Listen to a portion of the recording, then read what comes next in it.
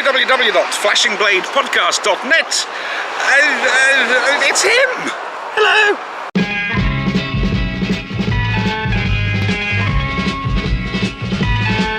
You've got to fight for what you want, for all that you believe.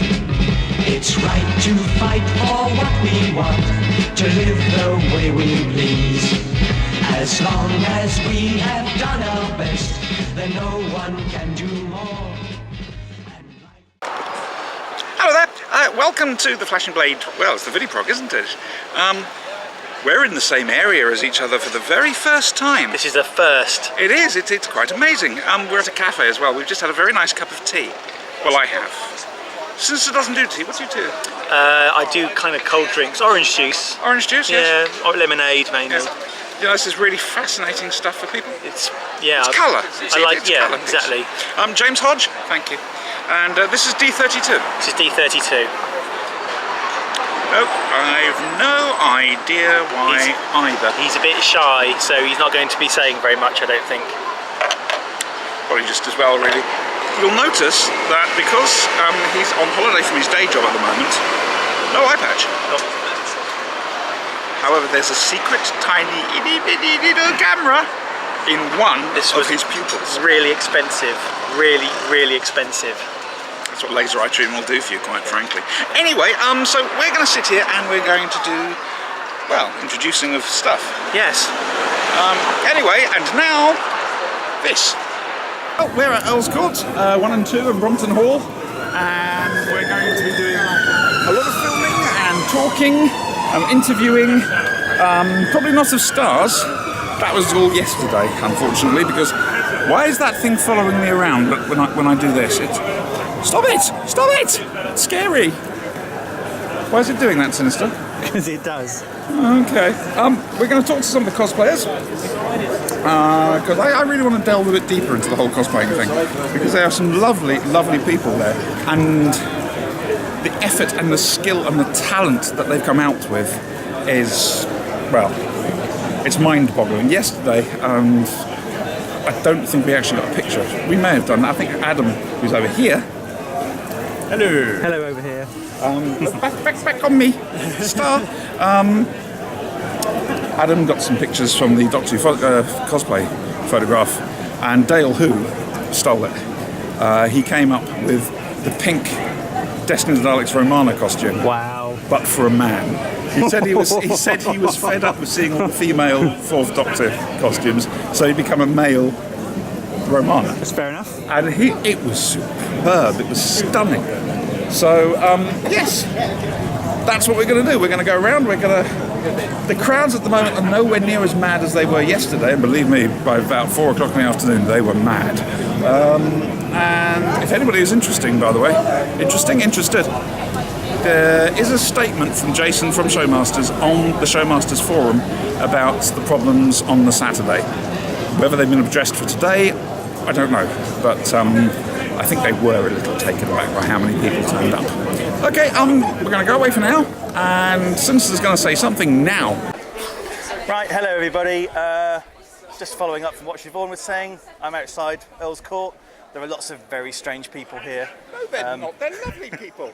Well, I'm one of the strange people. Okay, well, there's lots of Sinister around. I saw a very old lady on the train wearing a Firefly t-shirt, which I thought was absolutely brilliant. And I also shared the train with Spider-Man, a young Jedi youngling. I'm not quite sure how he escaped the purge, actually. When we got to the Imperial Wharf station, we made him hide. And one of the X-Men ladies, she was yellow and green was her outfit. Rogue. Could have been Rogue. I'm not an expert on X-Men people, so anyway, yeah. So have a look round, everybody.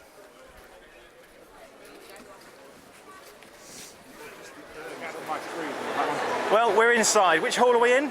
This is Earls Court 1. This is the main Earls Court hall. Main Earls, and it's a bit. This is Earls Court 2. Earls Court 2, apparently.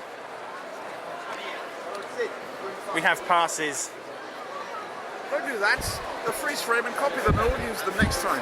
Oh. It does say 2014 on there. Thanks. And there's a big skull thing here. It's a dragon. Right. Right, we're talking to Sebastian J. Brock. Hi. Hello. Hi, how you doing? How's it going? Good. I got my leg caught in the chair there, so if you want to hit the edit button, I'll be please. How are you? All right, good to see you. So, what have you been doing this weekend? Just sitting here the whole weekend, or? The whole weekend, yeah. We went over for the talk yesterday with Stephen Moffat and John Hurt and Paul McGann. Siobhan actually got a question asked yesterday as well, so I think she got a round of applause as well at the same time. So, yeah, no, it was good. Did you enjoy your round of applause yesterday? Hello there. I actually got a cheer as well as a round of applause. What was your question? Well, you'll find out if you listen to the audio podcast. Okay, audio podcast coming up. Okay. So, you've been doing good business? Yeah, it's been okay. Yeah, been trickling along. It's just the best part is meeting the fans who follow us on Twitter as well. So we've been seeing a lot of people come up to us from there as well, which has been good. So yeah. Thank you very much. Just putting a camera in my rough time. Yeah, I was hoping to get some words. Is there any tea on this spaceship? No tea, Arthur. It must be a Thursday, said Arthur, sinking low over his beer. I never could get the hang of Thursdays. Tell the nice people who you are, please. I have no idea. No idea at all. Why is that thing moving when it's looking at me? You're not the first person to ask this. He's got a fish in his ear. Really? Yeah. Behave yourself. It's translating a few things, like Scottish and Welsh. Cockney. Oh, Latin. No. Doesn't do Latin. Or would, apparently. So, what have you come as? I've come as the reaction to Ford Prefect. Yeah, that's a fair reaction to Ford, actually. Oh, you haven't seen a very tall, whining robot at all, have you? Tall whining robot. Oh, yes, it's not K9. That's the other whining robot. I don't like that one either.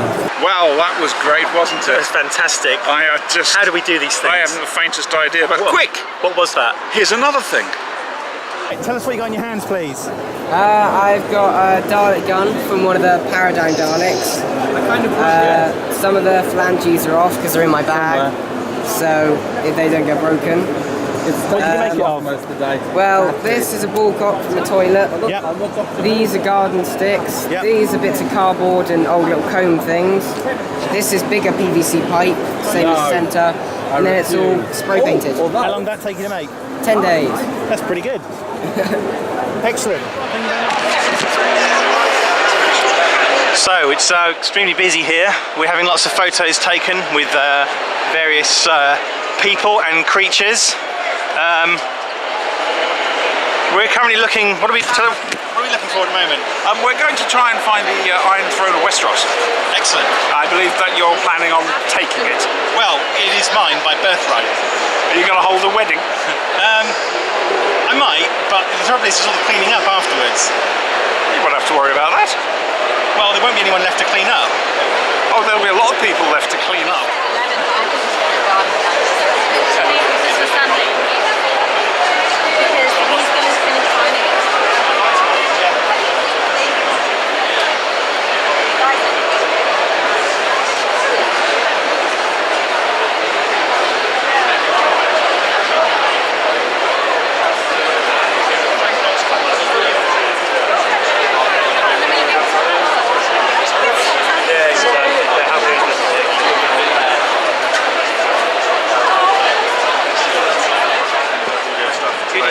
Did you interview anyone yesterday?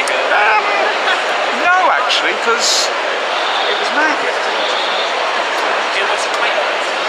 You know what happened today? You know the actor Michael Mann?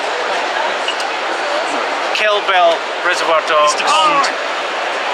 He came by the stall. And I pictured him with my book. Wow. He's written a book, did you know? My book. He uses the W word on the front, so we're never going to review it. Plus he hasn't given you a review copy. I don't give anyone review copies. You'd have to speak to my publisher about that. Is your publisher sat next to you? Not that I'm aware of. That was a good question. Are you my publisher? No, they sorted all that out. Oh, I'm joking. Yeah. Anyway, we also have the DVD. It's changing. I think your title's spot on. It's That's pretty... something we've been looking at, the whole cosplay angle and the way things, attitudes have changed. Yeah. I mean, 20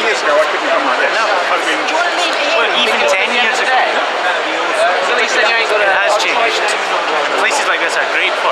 The sheer joy that the cosplayers have, the youth and the joy and the passion, it's just... Because in 20 years it's just going to be norm for them. From Staggering Stories, which I've never heard of, it's Gene! Take a look at this! Very nice, very nice. Give us a twirl, give us a twirl. And with my own design digital bag. Oh, I've been meaning to talk to you about those. Adam and I have been speaking about that. Anyway, so, Yes. you didn't come up yesterday? No. You weren't stupid enough to? No, I was off seeing How to Train Your Dragon 2. And how did that go? Brilliant. Love it. No, I was going to be a steampunk event yesterday, but couldn't afford the petrol. Well, with Mr Chris from the Pharos Project. Oh, lovely. And he went to the Blokes Olympiad. Yes, the Chaps Olympiad. I was thinking of going to that. I saw someone also cosplaying as Professor Elemental yesterday. Ooh. Which I thought, how brilliant is that? Professor Elemental now has cosplayers. Yes. Oh, this is brilliant. It's the first film and Comic Con I've been to for eons. Yesterday was a night. Yes, I've been looking on the Twitter feeds and Facebook, and everyone's going, madness. Anyway, say goodbye. Au revoir. Here we are at the Big Finish stand where they have lots and lots of very nice stuff. And Siobhan is talking to a gentleman called Matt. Matt, apparently, yes, you're having an interview. Oh right, hello Matt. Hello. What do you do? I write for Big Finish. Oh, you write for Big Finish? I do. Really, what have you written? Okay, in recent times I've written for Dark Eyes 2, Time to Rise in the Eyes of the Master, Signs and Wonders, which is coming up in August, the end of the next 7th Doctor Hex trilogy, Away from Doctor Who, Countermeasures, which has just come out, and Survivors, which has also just come out as well. Cool. Nice one. Excellent. That's it, is it? So, Oh, okay, well, I'm going to carry on if I may. Carry on. So, what's the favourite genre to actually write in? I think Doctor Who is really my first love. Any particular Doctor you prefer? Or? All of them. It's I think because of this is going to date me now because I'm a child of the 70s. I grew up with Tom, so Okay, I've got a task for you. yeah. We were chatting to Peter Miles on Friday. He's desperate to work with Tom again. Oh really? Please, well no, really. Please write a role for Peter. Because if Tom finds out Pete wants to work with him, apparently Tom's just going to go, yes! So, Well, actually, let the powers that be know if it's interesting. But yeah, but I've got it. So it was a dream come true to actually do a Tom story, which I think is coming out next year, with the 4th Doctor, Leela, and K9, and the Master. oh, I can't wait. is there any particular Doctor or era you find it really hard to write for? No, I can find all their voices, I think, because I've seen enough of it and I've heard enough of the different eras and the Companion Chronicles and so on. I mean, the ones that I haven't yet had a go at, the 2nd and the 3rd Doctors, and so it would be a challenge for me. I think when I got to do some stories for the 1st Doctor, that was kind of a challenge. I was wondering whether I could do it or not. But once you find William Hartnell's voice, it's pretty easy to slip into. Here's a question for you. Did you go for a straightforward Hartnell voice, or did you try and add the caricature side to it, the and the yes, great shows, that sort of thing? I think there's that sparkle in his eye. There's a mischievousness to it, which a lot of the books didn't catch. Because my first encounter with the 1st Doctor was in the novels, and you don't really get that mischievous, I mean, if you look at the fun-loving. Missing Adventures, some of them it's very straight-laced 1st Doctor. Then Gareth's The Plotters came out, and suddenly, this is not having fun. Yes. So So I think in prefer Return that. of the Rocket Men, he's having a bit of fun, sort of trick, getting one over on the Rocket Men. So that's fun to do. And in the Dark Planet as well, actually, there's quite a bit of him enjoying the fact he knows more than everyone else. But then it all starts to fall round his ears. You'll get used to that, though, number 7. Listen, thank you, man. Thank you very much. Thank you. Do you know who I'd like to meet one day? Who would that be? Lisa Barrowman. Never heard of him. Really? Oh, It's a shame. Hello, more Big Finish wonderfulness. It's Benny. Hello, Lisa Bannerman here. How are you? Your creator's in the building. Is Paul Cornell here? he did a talk this morning and I didn't go to it because I love mocking him. Oh, We're old friends. We are old. And I'm glad. We can take it. He apologises when you mock him. It's good. Anyway, how's things with Benny? How old is she now? Well, she's actually, in real terms, Benny is now 22 years old. Right. Never forget, predating Lara Croft, very important. And but in audio, it's 16 years since Big Finish's very first broadcast. How old's the character? Because she's had... In reality, apparently there was a lot in the books about her being having something happen to her where she's actually younger than she actually is. A lady of a certain age, I think, is the only way of putting her now. She's definitely of a certain age. How you find it? Do you still love her? Yes, I do, and I know this sounds slightly like a kind of sales pitch, but you know, we've just done this new series with Sylvester and Sophie with Benny. Which happens actually after Benny's latest also box doing set. New Adventures as well, aren't you? Well, yes, we've got an adaptation here of Love and War, but we've also just recorded Highest Science, which is another one of the New Adventures. Do you know why they didn't do Transit? I have no idea. I like that book. I think, do you know, I think there must be so many different situations with licenses and permissions, and also realistically how to adapt some of the books is easier said than done, because some of them are bigger, some of them are smaller, some of them are, especially when you've got the Doctor Who license, some of them deal with issues that are much more New Adventures that really can't be adapted, if that, in terms of the adult content. Love and War just so far. I mean, obviously, like anything else, if it goes well, they'll see what else they can adapt, you know. I'm really hoping that they...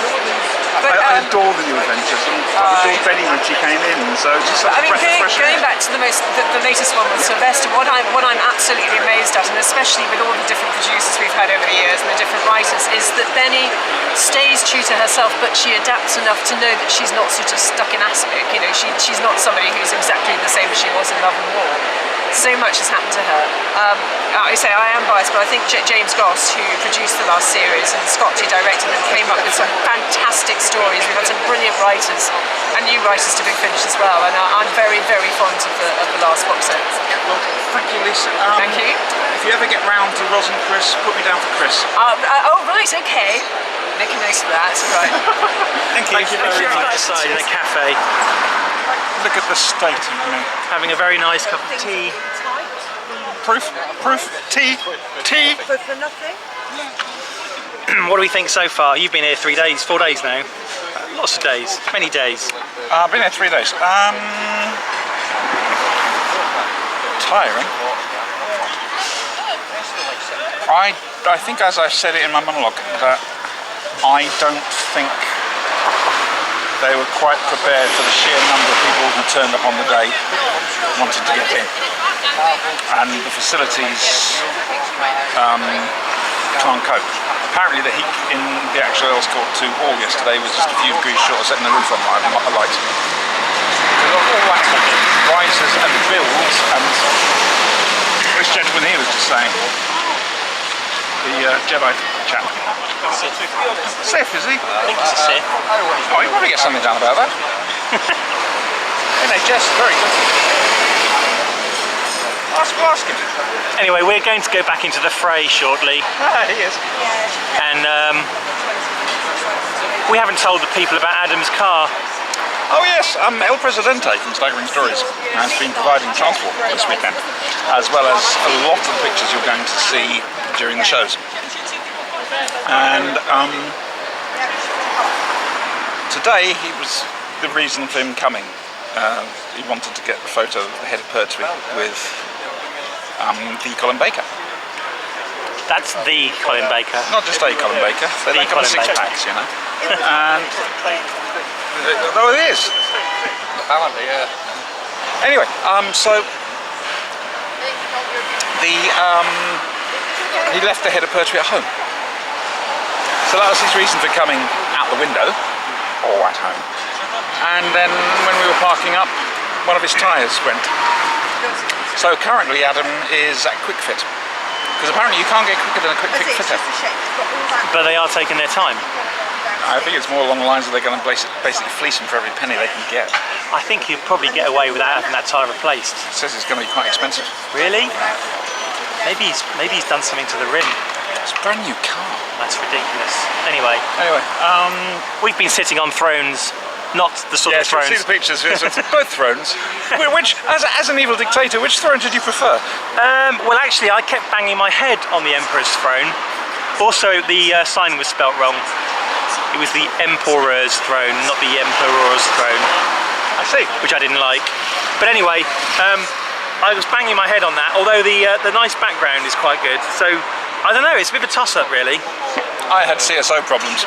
Yes, we've got dodgy chroma key issues again. Which is perfect. If you think they're bad when I edit the videos, then you ain't seen nothing yet. Oh dear. Alright, go away now. Bye! Actually at the Marvel stand, which is just a little bit busy at the moment. However, Marvel and I are having a chat about certain things, and there's a good chance there's going to be more Marvel on the show.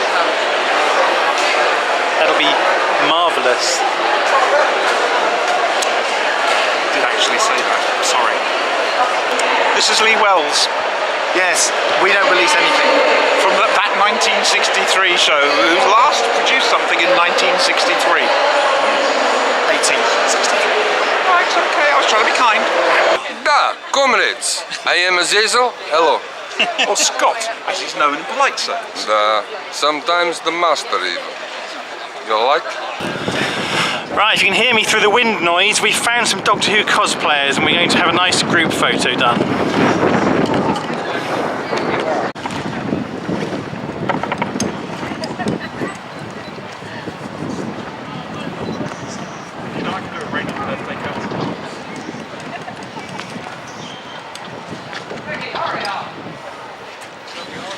Right, well, look who's just turned up. Say hello.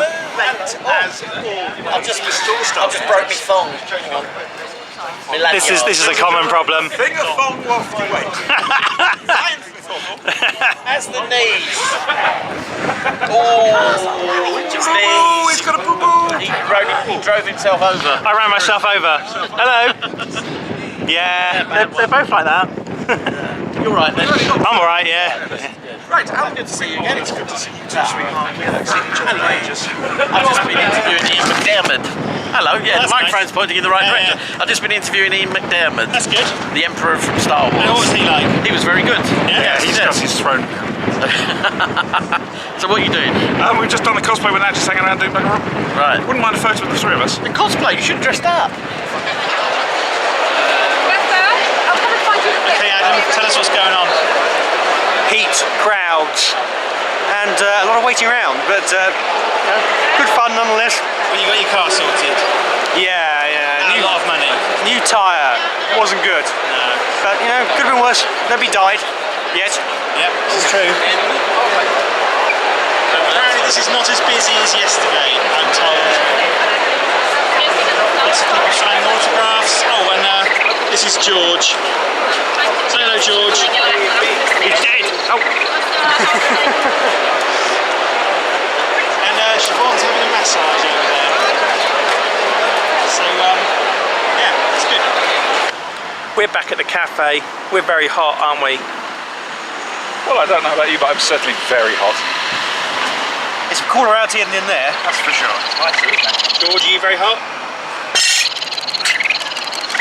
George is hot too.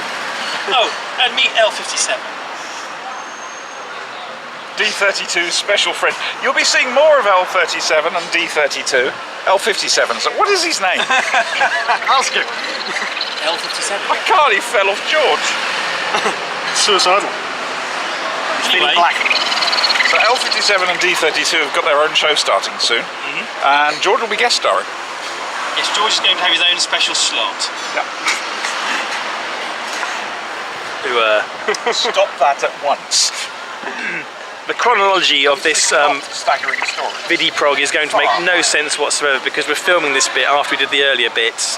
And to be honest with you, I've no idea how I'm going to slot it all together at the moment, but I'm sure it'll come out in the wash. Anyway, what I will say is, here, have some interviews with some cosplayers. Right, now, we've just been doing the cosplay photograph, the Doctor Who cosplay photograph, and something I in particular have wanted to do is to talk to some of the cosplayers here. This is Sean, and this is Hannah, and yeah, they're from Junior. iterations of the Doctor. Sean, hello. How did you get into cosplay? Well, it was a few years back. Started off going to an event called Kapow, and I was Two-Face from Batman, and decided I wanted to join the Doctor Who cosplaying team. Everyone seems to be having a good time, and I picked the second Doctor, and I'm well into it now. I've also done the first Doctor, and go to all different events now, and got my own page as well on Facebook. And has it got a particular name? It's Out and About with the Cosmic Hobo, the second Doctor. So snappy. So, yeah. What is it about cosplaying you like? Well, I mean, number one is meeting up with everyone at different events, because that's the only time we really see each other and that. And it's a good laugh joining in and all the fun. Hannah, I'm going to ask you a similar question, I'm afraid. How did you get into cosplay? Well, I saw on Tumblr that people cosplay different films and stuff, and I really like Doctor Who, so I thought I'd test out to cosplay for Doctor Who. Okay, why the first Doctor? I think... You do it superbly, I must say. So. I really like William Hartnell, and I've watched some of his movies, like The Way Ahead. Oh, I love it. You're so young and you love William Hartnell. It's brilliant. I'm over the moon about this. Here's a question for you. If you weren't cosplaying, would you still all meet up? Yes. Or is it the cosplay that brings you together? I suppose that is one of the things, but I have become friends with quite a few different cosplayers, and we do meet up from time to time. So it's just what you were saying about these are the places where you meet up, etc. It reminds me of about 20 years ago, where the only time we all got to meet, and this is before email, was to sort of send people letters in the post. The post. It's this thing, okay, where people put stamps. Yeah, okay. Anyway, and the only time we got to meet was at conventions, which meant we didn't go to any of the panels or anything else like that. We hung out in the bar and just had a laugh. And it's watching this now. It seems like a very similar sort of vibe. Only back then, of course, if you cosplayed, you were looked down upon very badly. And you were this kind of what do you think in Doctor Who, the Doctor Who cosplaying, because you've been around a bit to see it, what do you think is the best costume you've seen? the best costume? Well, I mean, it's difficult to actually say what's the best costume. I think everyone's costume is the best to them, really. I mean, I'm really happy with what I've got. I know it's not screen accurate, but I'm happy in it. You know, see, now this is something else I was going to go about. There's currently on Facebook especially, there's an anti-bullying campaign, an anti-cosplay bullying campaign, and we'll put a link up for the Facebook group on that. I find it fascinating that cosplayers can bully each other. Yeah. Because, for example, as you said, you're not screen accurate. Does it matter? No, it doesn't matter at all. I mean, as long as everyone's happy. It's more the feel that you're going for, yeah, rather than precise accuracy. Yeah. Which is, yeah, I'm cool with that. Personally, if I may, I think it's quite fun.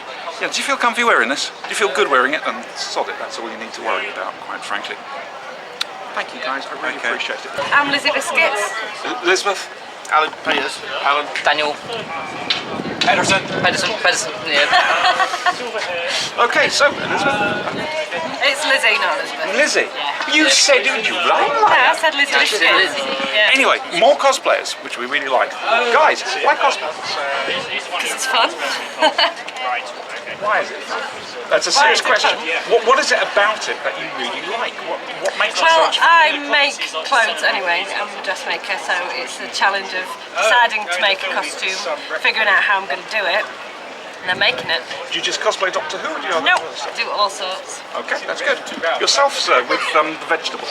Not you. I've not seen it, I've seen bits of it. I'm sorry, I just couldn't resist that. Again, why do you cosplay? Okay, yeah, you're quite good. I think I find this is my actual clothes. I found them in the TARDIS wardrobe.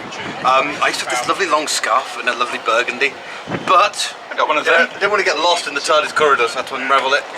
That's sacrilege! I went through this weird period of going through these previous regenerations and Yeah. But anyway, my scarf. Outrageous. I bet some guy with spaghetti on his head's going to end up wearing my red coat. Yeah? Anyway, so, you young man. Yes. Why cosplay? Because it's just fun. dig it. Yeah, well, that's one of the other reasons, but... Okay, I'm going to come on to that. Is that serious? Do you find attraction from the opposite sex or the same sex? I mean... Not really, no, I just do it for fun, because originally I used to cosplay the Master, John Sim, then I moved on to doing 9, and then I actually moved on to doing 3rd, now on to 8. So very, very good. I mean, this is only one of the versions I do. No, it's super. Has Paul McGann seen it? He's seen both versions because I do this and Dark Eyes, and he loves both of them. No. Dark Eyes as well, we'll like that. Yeah, I love that. I'm still hoping to get the Sonic Spoon. Yeah. Do you guys get any... This is going to sound a bit strange. Do you get any abuse for cosplay? No, not really. I think... Do people look down on you at all?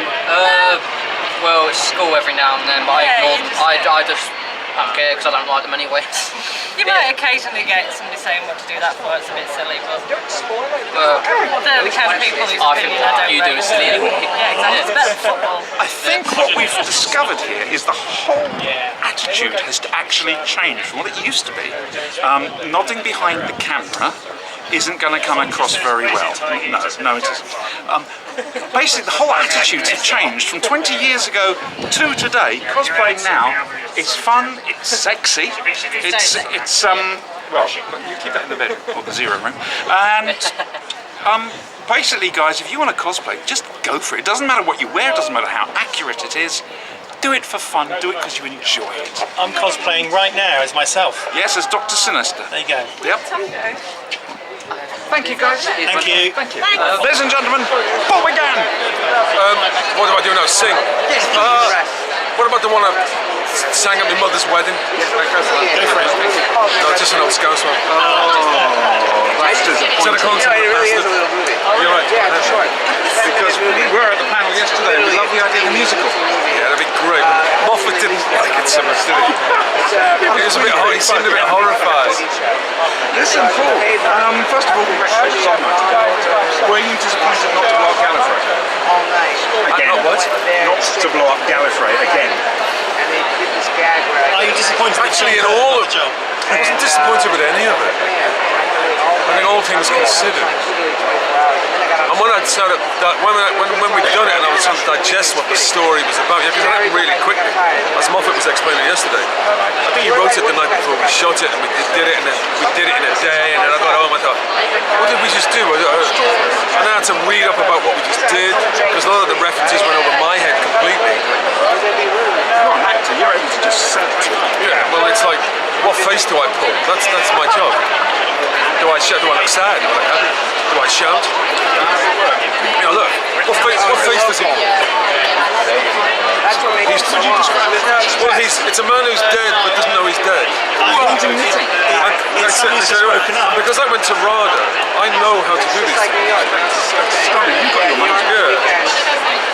I obviously attended How to Play Dead Without Knowing Dead. But no, I don't know. You know what? It didn't even strike me. That was nuanced as far as I was concerned. It's only in the weeks afterwards that I thought, oh my god. Well, I understood. I mean, even the import of his referencing the Big Finish assistants. I understood it. I thought, oh, this is neat. This is good at the time. But it was only, and then of course going online and things that people said on Twitter and the like. It was gratifying. Did you find out? But that normally fills in the gaps in my own understanding. Did you find out just how well they had actually done originally? No. It was mad. I knew there was a lot of tension in the first 2 or 3 days, really. Oh no, because Stephen yesterday was saying that, you know, because he understands these things, was that it was even for I mean, whether it was a terrestrial, online, whatever it was a big deal, you know, a lot of people saw it, but I think people were ready for it, and it was, of course, it was all around the time of the anniversary anyway. Did you have an inkling about just how important seeing you come back and do this was? I knew that it would be a surprise, and I knew that Stephen, of course, but I suppose I knew that Stephen had intended it to be a surprise and was only asking me to do it rather than say, Colin, Sil. So I remember thinking, I hope he knows what he's doing. Because he could have gone either way. It's a great combination. The idea behind it was just right. Again, I mean, the detail of it, and the nuance of it was probably secondary to just trying to maintain the surprise. And like Stephen was saying yesterday, again, it's difficult to make a surprise now on modern television. In the old days, because you got all the other media which pitch in, and spoilers and the like, so it's difficult. Whereas, not even 15, 20 years ago, you could more easily get away with a surprise. And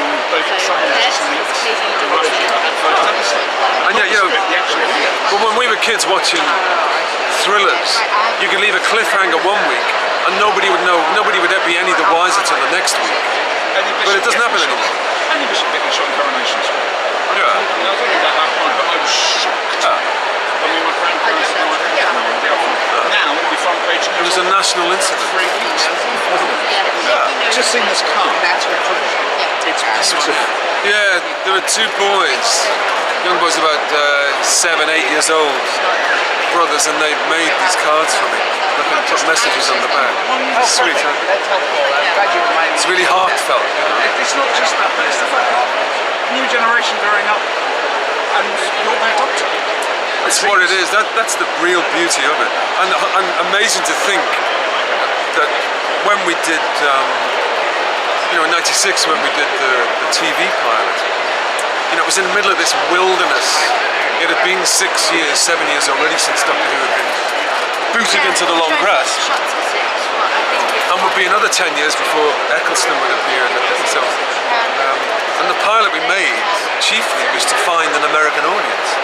And it seems ludicrous now to speak like that. And it seems like yesterday. But there was no audience for it. It's very strange. Long-term fan. Seeing Willis is just... There has been a major renaissance in the interest for the programme.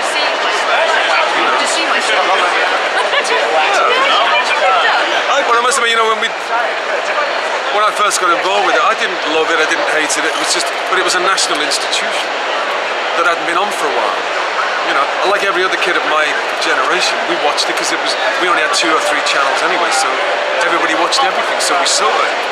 But I can't say I was the hugest fan in the world. But then when we got to make the press for it, you weren't too sure what was going on. I've never heard of it. I know, and ever since I've been playing catch-up. There's 50 years of mythology in this thing. At some of these conventions I've found myself trying to answer questions from the floor. We were in America recently and some woman asked this question and I just didn't know, I didn't know the answer. And I said, I don't know. And she said, and she had a microphone in her hand and she said, why are you here? And everybody just roared laughing, the whole room, But it was so sort of vehement. Why are you here? But this is the feeling. This is sometimes the strength of the feeling. And a lot of these fans are absolute experts. They could have a PhD in it, and there's a lot of it. There's years and years and years of it. The thing is, especially the old school fans, they don't study it. It's just because you're so used to it, it sinks in without realising. Yeah, but there's also another spirit. And the other day I was reading something that Russell T Davies had said. And he was describing the different plots and the histories in the novels, to the TV series, to the so-and-so. And he said, quite frankly, for example, you read about the Time War. It's a different history if you read about it in the books, or you see it on the television. And so Russell was very keen that people make up their own versions of it. And so then it's genuinely interactive. What do you think? This is what it's about. And that's the proper spirit, But some people are really protective that you need to see. And even if you played the Doctor, you're not safe from criticism, What are you doing here? Why are you here? Disappear. Go away. I like it. So my pleasure. Good luck, fellas. Thank you. Can we do a quick? People are starting to pack up. It's It's nearly 5 o'clock. As I say, I'd love Some to people do. have found seats. I would love to do what you suggested, rather than an interview.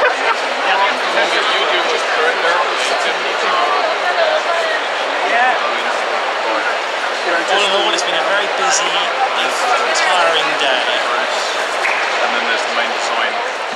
Right, well, that's your lot for the moment. There's probably going to be some interviews on the audio show. Where can we get that from? www.flashandbladepodcast.net. Yes. The only podcast in black and white. Very true, very true. And, I've got to mention the Web of Queer, which is a new podcast I'm on the fringes of. I think it's the best way of putting it, because frankly I have no idea what I can contribute of any use to them. Yes, I think it's webofqueer.com is the website for that. There's a Facebook group, the Web of Queer. Theme here. Yes, as for our podcast, you're going to have interviews with Peter Miles and... Oh, really? Yes, that's what you really did want to know, I think. Who else? Tom Chadman, Duggan. Oh, he was lovely. Oh, did he thump you? No, I did say bye-bye to him though. Oh, excellent. Yeah. Bye-bye, Duggan. Who else did we talk with? Oh, David Collins. Oh, cool. Yes, it was very cool. We didn't get Guy Sinear, unfortunately, or Sign, or whatever his name is. He was too busy signing. He did the mission thingies in the TIE Fighter video game. Did you know that? Under what? TIE Fighter? Video, Guy Signer. No, I didn't. Yeah. Oh, that's interesting. Yeah. Just as well I didn't interview him, because I wouldn't have been able to ask him about it. I wouldn't have known. Yeah. And also, some bloke from the new series who dresses up. Who's that? Some bloke from the new series who dresses up, I just said. What? That's his name? Some bloke? It's hyphenated. From the new, and that's his surname, from the new series who dresses up? Yes. That's a very specific surname.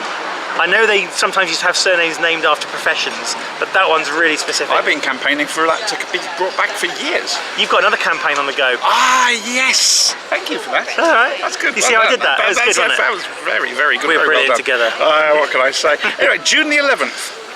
I appreciate this is a little bit early, but we're going to keep reminding you about it, or Sinister will remind me to remind you about it. June the 11th is Talk Like Tyrion... D32? No. No, not Talk Like D32. Talk Like Tyrion Lannister Day, where you have to overpronounce things and sound either incredulous or just very depressed or drunk. Talk Like Tyrion Lannister Day, June the 11th. I think they could catch on, don't you? Well, yeah, why not? Give it a go. The more you mention it, the more people will spread the word. Talk Like Tyrion Lannister Day on June the 11th. Talk like, yes, what was it called? On June the 11th, did you say? Yes, on June the 11th, Talk Like Tyrion Lannister Day. Excellent, excellent, yes. You are going to watch Game of Thrones at some stage, aren't you? I am going to watch Game of Thrones at some point, yes. That would be very useful. I'm watching House of Cards right now. It's a similar sort of thing. Yeah. If I'm honest with you, possibly slightly less blood. Finished Breaking Bad, which was excellent. Oh, that's nice, dear. Yeah, it was really good. Anyway, we're going to say goodbye, and I think some professional photographs are on their way. Say goodbye. Goodbye. Doodles.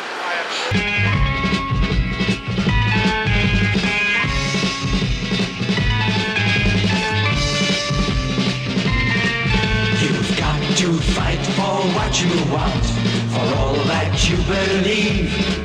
It's right to fight for what we want, to live the way we please.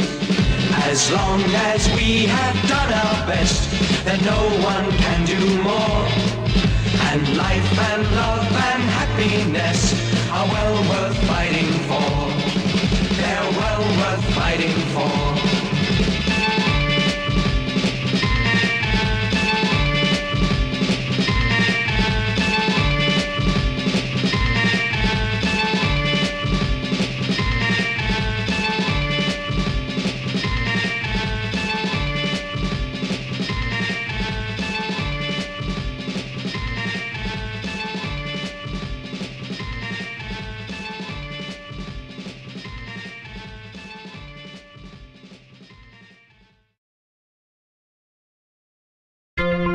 Thank you.